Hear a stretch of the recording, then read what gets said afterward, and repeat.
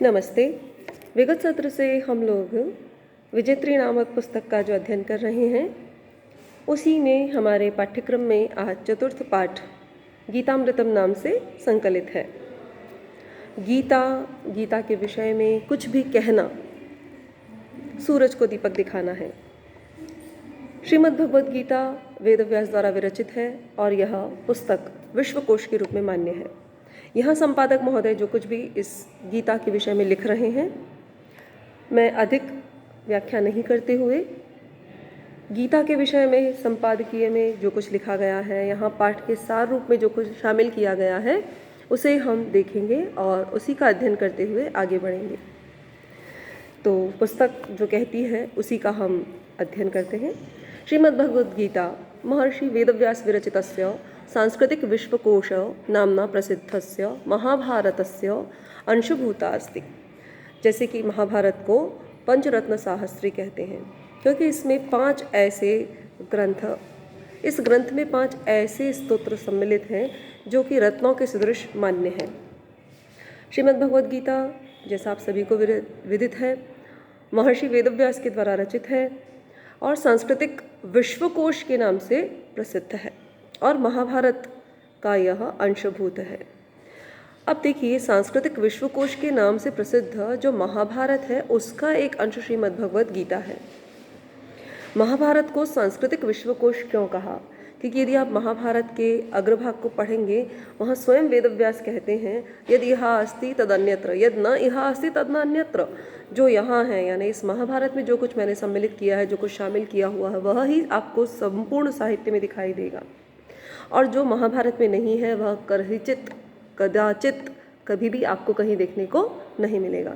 इसीलिए यहाँ जो यह विशेषण काम में लिया है, सांस्कृतिक विश्वकोश के नाम से प्रसिद्ध महाभारत का एक अंश है श्रीमद्भगवद गीता। गीता स्वतंत्र ग्रंथतया अपि संस्कृत साहित्यस्य सर्वोच्चम गौरवभूतम ग्रंथरूपेण जनैः समाद्रियते। यह जो गीता है, स्वतंत्र ग्रंथ के रूप में भी संस्कृत साहित्य का सर्वोच्च गौरवभूत और ग्रंथ के रूप में गौरवभूत रत्न है, जो कि ग्रंथ रत्न के रूप में संपूर्ण लोगों के बीच में आदृत होता है, समादृत होता है, यानी इसका सम्मान किया जाता है। गीता स्वतंत्र रूप से भी एक ग्रंथ के रूप में जब साहित्य जगत में प्रसिद्धि को प्राप्त कर लिया है इसने, तो सर्वोच्च ग्रंथ रत्न के रूप में यह गौरव को प्राप्त करता है और लोगों के द्वारा आदृत है, लोगों के द्वारा इसका आदर किया जाता है। भगवद गीता जो है वह उसके विषय में कहते हैं, भगवद गीता श्रुतीनाम उपनिषदाम दर्शनानाम च सारतत्वम प्रस्तोति। ये जो भगवद गीता है, क्या है इसमें, उसके लिए कहते हैं भगवद गीता में श्रुतियों यानी वेदों का, उपनिषदों का और दर्शनों का सार तत्व प्रस्तुत किया गया है। आगे का एक श्लोक इसमें है, मैं उद्धृत करती किंतु यहाँ दिया हुआ है, इसलिए उसी को हम आगे पढ़ते हुए बढ़ेंगे आगे। उपनिषत्सु दार्शनिक विचाराणाम सिद्धांतानाम काठिन्यम अस्ति। देखिए, सबसे पहले तो जो वेद हैं उनका अर्थ बहुत गूढ़ है। वेदार्थ प्रत्येक को स्पष्ट होता नहीं, उसे स्पष्ट करने के लिए फिर ब्राह्मण, आरण्यक और अंत में उपनिषदों की श्रेणी आती है। किंतु उपनिषद भी प्रत्येक के समझ में आ जाए, सब प्रत्येक के लिए सरल हों, ऐसा संभव नहीं हो पाता है। यद्यपि उपनिषदों का अध्ययन जो है, जैसा कि उनके नाम से ही ज्ञात होता है कि उपनिषदों का अध्ययन गुरु के समीप में बैठ करके ही किया जाता है, किंतु फिर भी गीता एक ऐसा ग्रंथ है जिसमें उपनिषदों का जो दार्शनिक विचार हैं उपनिषदों के, उन और जो सिद्धांत हैं उनका जो काठिन्य है, उसको सरल रूप में प्रस्तुत किया गया है। देखिए, वैसे भी कहा गया है कि वेदव्यास, महर्षि वेदव्यास, जिनका पूर्ण नाम है कृष्णद्वैपायन वेदव्यास, उन कृष्णद्वैपायन वेद को वेदव्यास, ये जो उपाधि मिली है कृष्णद्वैपायन को, महर्षि कृष्णद्वैपायन को ये उपाधि इसलिए मिली है कि उन्होंने तीनों वेदों को, जो मूलतः 3 हैं, चारों वेद फिर हम कह देते हैं, चारों वेदों का 18 पुराणों में विस्तार किया है। उसके बाद उन्होंने उपनिषद इत्यादि ग्रंथ भी लिखे हैं। इसके अतिरिक्त उन्होंने गीता लिखी है, महाभारत के बाद गीता लिखी है, तो इसीलिए उन्हें व्यास की उपाधि मिली। तो यहाँ साफ साफ लिख दिया गया कि उपनिषदों के जो दार्शनिक विचार हैं, जो सिद्धांत हैं, वे कठिन हैं और उनके काठिन्य को सारल्य के रूप में प्रकट करने के लिए गीतायां मनोज्ञया पद्धत्या, गीता में मन को हर लेने वाली अथवा तो मन में धारण हो जाए ऐसी पद्धति के द्वारा तेषाम केशाम तेषां दार्शनिक विचाराणाम सिद्धांतानाम, वो जो दार्शनिक विचार हैं और जो सिद्धांत हैं उनकी कठिनता को सरलता के रूप में, संक्षेप रूप में, उनके भाव को प्रकाशन करने के लिए, भाव प्रकाशम अतीव हृदयम प्रतीयते, उनका जो भाव रूप प्रकाश किया गया है, उनके जो सिद्धांत हैं उनको सरल रूप में, सिद्धांतों को बहुत ही सूत्रात्मक रूप से भी और व्याख्यात्मक रूप से भी जब गीता में प्रस्तुत किया गया है तो वह हृदय को कैसे, हृदय में अपने स्वरूप को प्रकट तो करते ही हैं, हृदय को आह्लादित करते हैं, हृदय में वे सूत्र सरलता से धारण किए जा सकते हैं। यथोक्तम, जैसा कि कहा गया है, सर्वोपनिषदो गावो, सारी उपनिषदें जो हैं वह गाय हैं। दुग्धा कौन हुए? गाय को दुहने वाला तो कोई होगा तभी तो दूध आएगा। तो दुग्धा गोपाल नंदना, दुग्धा कौन है? गाय को दुहने वाले कौन है? गोपाल नंदन कृष्ण गायों को दुहने वाले हैं। पार्थो वत्सः, फिर बछड़ा कौन है? भैया बछड़ा होगा तभी तो गाय दूजेगी। तो पार्थो वत्सः, पार्थ जो है वह, अर्जुन जो है वह प्रथापुत्र होने से पार्थ, अर्जुन जो है वे बछड़े हैं। सुधीर भोक्ता, हम लोग जो गीता का अध्ययन करने वाले हैं वह, अथवा तो यहाँ तो सुधी यानी विद्वान लोग, अच्छी बुद्धि वाले लोग जो है वे भोक्ता हैं। तो फिर निकला क्या? बोले गीता दुग्धामृतम महत, गीता रूपी इस महान अमृत को कृष्ण ने दूहा है। सारी उपनिषदें जो हैं वे गाय हैं, दुहने वाले गोपाल नंदन हैं, और बछड़ा अर्जुन है। इसका अध्ययन करने वाले विद्वान भोक्ता जो है वह इस गीता रूपी दूध के अमृत को पीते हैं। तो यदि केवलम सप्तशती गीते एव अधीयते, यदि सप्तशती 700 श्लोकों का ही गीते का एव अधीयते, 700 श्लोक को ही अध्ययन करें हम, विविच्यते विवेचन किया जाए, चिंत्यते चिंतन किया जाए, इन 700 श्लोकों की गीता है।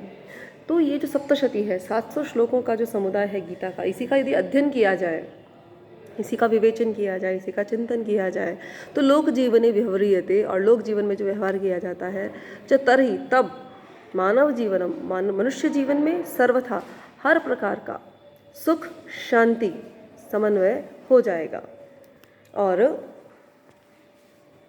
सुख शांति समन्वित समुन्नतम च भविष्यति, और हर प्रकार से उन्नति होगी। किसकी उन्नति होगी?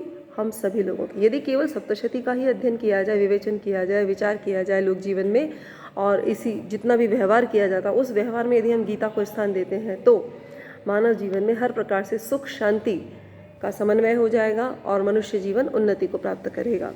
समालोचने न एतत् सिद्धयति, और यदि हम विचार करें तब भी यह बात सिद्ध होती है, यदि गीते कि गीता में मानव जीवन में कर्मोपदेशम प्रसारित है, कि गीता जो है यदि हम विचार करें हर प्रकार से तो ये सिद्ध होता है कि गीता जो है मानव जीवन में कर्म के उपदेश का प्रसार करती है।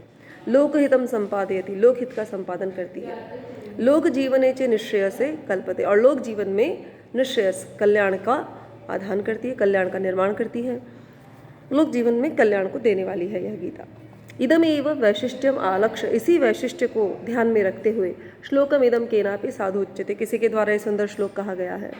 गीता सुगीता, अब किसी और के द्वारा नहीं, यह श्रीमद् शंकराचार्य के द्वारा लिखा गया, जगत गुरु शंकराचार्य के द्वारा यह श्लोक कहा गया है। जब उन्होंने गीता के ऊपर टिप्पणी करी थी उस समय, गीता सुगीता कर्तव्या के मन्ये शास्त्रे विस्तरे, गीता बहुत अच्छे ढंग से गाई गई है, अन्य शास्त्रों का विस्तार करने से क्या, क्योंकि वह गीता कैसी है, या स्वयं पद्मनाभ से, जो स्वयं पद्मनाभ भगवान कृष्ण के मुख पद्मात मुख कमल से विनिसृता निकली है। यानी जिस गीता को भगवान कृष्ण ने अपने मुख से निस्सरित किया, अपने मुख से निकाला है, अपने मुख से जिस गीता का प्रवचन किया है, वह गीता श्रेष्ठ सुंदर गीत है। अन्य किन्हीं शास्त्रों के विस्तार से हमें कोई प्रयोजन नहीं रह जाता है। श्रीमद्भगवद्गीता महाभारतस्य भीष्मपर्वणि विद्यते। अभी श्रीमद्भगवद्गीता महाभारत में कहाँ है? तो कहते हैं महाभारत के भीष्म पर्व में श्रीमद्भगवद्गीता की प्राप्ति होती है। कुरुक्षेत्र से युद्धभूमौ, कुरुक्षेत्र की युद्धभूमि में विषादग्रस्त अर्जुन आए, विषादग्रस्त अर्जुन के लिए निष्काम कर्म की शिक्षा का प्रयच्छताम देने के लिए, तो श्रीमद्भगवद्गीता महाभारत के भीष्म पर्व में है।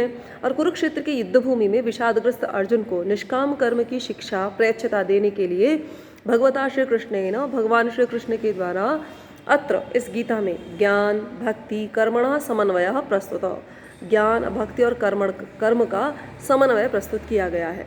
पाठे अस्मिन्, और इस पाठ में गीतायाः द्वितीयो अध्यायतः द्वादश अध्याय पर्यंत, और इस पाठ में ये जो पाठ हम पढ़ेंगे इस पाठ में क्या है तो कहते हैं गीता के दूसरे अध्याय से लेकर के 12 अध्याय पर्यंत कर्मयोग, आत्मसंयोग, भक्ति योग च महत्वपूर्ण श्लोकाः विहिताः। तो इस जो संकलन हम पढ़ रहे हैं उसके अंदर दूसरे अध्याय से लेकर के 12वें अध्याय तक कर्मयोग, आत्मसंयोग, भक्ति योग के महत्वपूर्ण श्लोक शामिल किए गए हैं। अनासक्त भावेनैव कार्यकरणम गीतायाः परमोपदेश। अनासक्त भाव से, आसक्ति रहित होकर के कर्म करने का जो केंद्रीय भाव है वह गीता का परम उपदेश है। ज्ञान विज्ञान समन्वय, ज्ञान विज्ञान का समन्वय, निष्काम कर्म की दीक्षा, अनासक्त भावेन क्रियमाण कर्मणो बंधन मुक्तित्वम। अनासक्त भाव से क्रियमाण जो कर्म है उनको किया जाएगा यदि तो बंधन से मुक्ति की प्राप्ति होती है। और कर्तव्य पालनेन, कर्तव्य के पालन से श्रेय संपादनत्वम च, और कर्तव्य के पालन के द्वारा श्रेय का, कल्याण का संपादन भी होता है। सर्वमपि प्रतिपादनम अतीव सारल्येन वर्णितम अस्ति। और ये सब चीज़ें गीता के माध्यम से हो सकती हैं। इन्हीं सबको बहुत सरलता से यहाँ प्रस्तुत किया गया है। इस सारी जो संपादकीय में जो कुछ लिखा गया है, संकलन में इस पाठ का परिचय जो प्रस्तुत किया गया है उसे मैं एक बार फिर से आपके लिए दोहरा देती हूँ। एकदम अपने दृष्टिगत करते हुए इन सारी चीज़ों को हम आगे बढ़ेंगे। श्रीमद् भगवद गीता महर्षि वेदव्यास के द्वारा विरचित सांस्कृतिक विश्वकोश के नाम से प्रसिद्ध महाभारत का एक भाग है, अंशभूत भाग ही है। गीता स्वतंत्र ग्रंथ के रूप में भी संस्कृत साहित्य में अपना सर्वोच्च स्थान रखते हैं और ग्रंथ रूप में यह लोगों के द्वारा आदर इसको दिया जाता है। भगवद गीता में श्रुतियों का, उपनिषदों का, दर्शनों का सार तत्व प्रस्तुत किया गया है। उपनिषदों में दार्शनिक विचारों का, सिद्धांतों का काठिन्य है, किंतु गीता में मनोवैज्ञानिक पद्धति के द्वारा और मन को हरण कर ले ऐसी पद्धति के द्वारा, मनोहारी पद्धति से उन सभी कठिन सूत्रों का सरलता से और संक्षेप रूप में भाव प्रकाशन किया जाता है, जो हमारे हृदय में सहज ही स्थित हो जाता है। जैसा कि कहा भी गया है, सारे उपनिषद जो हैं वे गाय हैं और उनको दुहने वाले भगवान कृष्ण हैं, और बछड़ा जो है वह अर्जुन है, और सुधी भोक्ता उस गीतामृत नामक दूध के उपभोक्ता है। यदि जीव केवल सप्तशती के रूप में अवस्थित इस गीता का अध्ययन किया जाता है, इसका विवेचन किया जाता है, इसमें चिंतन किया जाता है तो, और लोक जीवन में जब इस गीता के सिद्धांतों का व्यवहार किया जाता है तो कहते हैं कि मानव जीवन हर प्रकार से सुख शांति से युक्त और उन्नत हो जाएगा। समालोचना भी यदि की जाए तो गीता की, तो यह ही सिद्ध होता है कि मानव जीवन में गीता जो है कर्म के उपदेश का ही प्रसारण करती है, लोकहित का संपादन करती है, लोक जीवन में लोक कल्याणकारी सिद्ध होती है यह गीता। इसी वैशिष्ट्य को लक्ष्य में रखते हुए जो श्लोक बहुत अच्छे से कहा गया है श्रीमद् शंकराचार्य के द्वारा, जो श्लोक है उनकी अपनी व्याख्याओं में, उनकी टीकाओं में हमें प्राप्त होता है गीता की। गीता सुगीता कर्तव्या, गीता बहुत सुंदर गीत के रूप में विस्तारित की गई है, जो भगवान पद्मनाभ भगवान कृष्ण के मुख कमल से निकली है। ऐसे सुंदर शास्त्र को पढ़ने के बाद जो इतना सुंदर गीत भगवान श्री कृष्ण ने गीता के रूप में गाया है, अन्य शास्त्रों का विस्तार जो है वह निरुद्देश्य रह जाता है। श्रीमद् भगवद गीता महाभारत के भीष्म पर्व में मिलती है हमें। कुरुक्षेत्र की युद्धभूमि में जब विषादग्रस्त अर्जुन को निष्काम कर्म की शिक्षा देने के लिए भगवान श्री कृष्ण ने यहाँ ज्ञान, भक्ति और कर्म का समन्वय गीता के रूप में प्रस्तुत किया है। और इस पाठ में जो हम पढ़ेंगे अभी, गीता के द्वितीय अध्याय से लेकर 12वें अध्याय पर्यंत जो कर्मयोग, आत्मसंयोग, भक्ति योग जो के महत्वपूर्ण श्लोक कहे गए हैं उन्हीं को संकलित किया गया है। अनासक्त भाव से कार्य करना ही गीता का परम उपदेश है। ज्ञान विज्ञान के समन्वय, निष्काम कर्म दीक्षा और अनासक्त भाव से क्रियमाण जो कर्म है, यदि अनासक्त भाव से किए जाएंगे तो बंधन मुक्ति हमें प्रदान करेंगे।